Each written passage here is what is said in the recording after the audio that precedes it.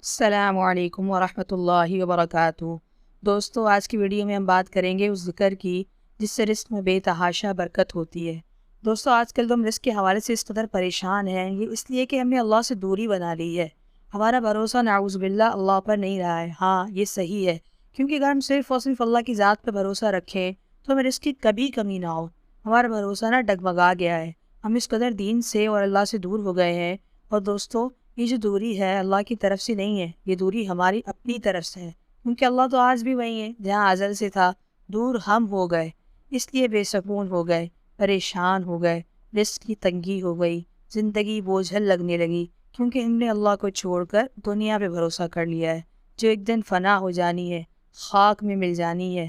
اس لیے دوستو، ہمیں اللہ کی طرف لوٹنا ہوگا، ابھی بھی وقت ہے، اسی سے مانگنا ہوگا، کیونکہ وہی تو رزاق ہے، رزق دینے والا ہے، وہی کھلاتا ہے، وہی پلاتا ہے، کھلاتا آیا ہے، کھلا رہا ہے، کھلاتا رہے گا۔ دوستو، اس نے کبھی کسی کا رزق ضبط نہیں کیا، چاہے وہ انسان ہو یا جانور ہو، سب کو اس کے حصے کا رزق دیا ہے، کسی کو محروم نہیں کیا۔ ہم لوگ کتنی گناہ کرتے رہتے ہیں دوستو، لیکن اس نے کبھی بھی ہمیں رزق سے محروم نہیں کیا۔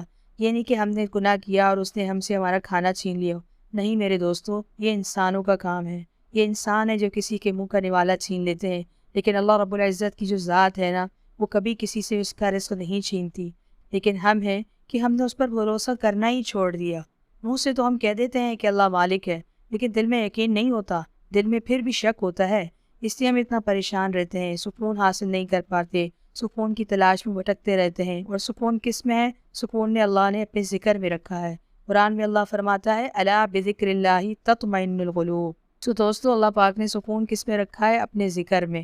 اب میں آپ کو وہ ذکر بتاتی ہوں جس سے رزق میں برکت ہوگی، اور وہ ذکر کیا ہے؟ اور وہ ذکر ہے استغفار کی کثرت۔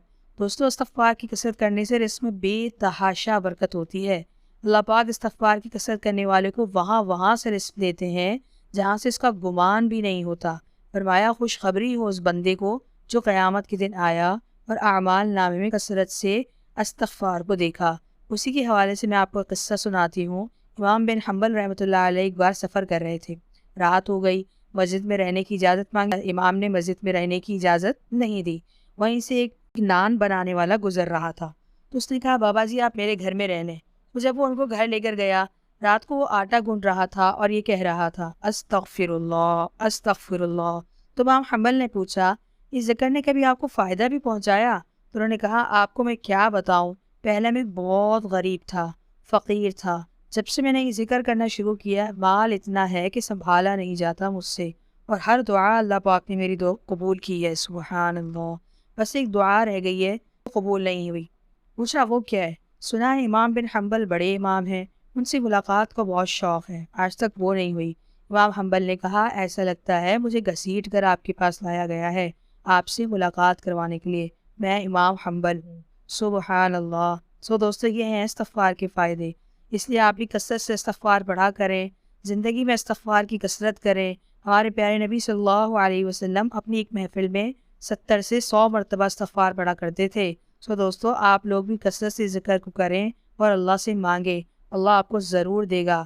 دوستو، آج کی ویڈیو یہیں ختم کرتے ہیں۔ اللہ پاک ہمیں کثرت سے استغفار کرنے کی توفیق عطا فرمائے، اور جس کو جو بھی مسئلہ ہے اللہ پاک ان کے مسائل کو دور فرمائے۔ السلام علیکم ورحمۃ اللہ وبرکاتہ۔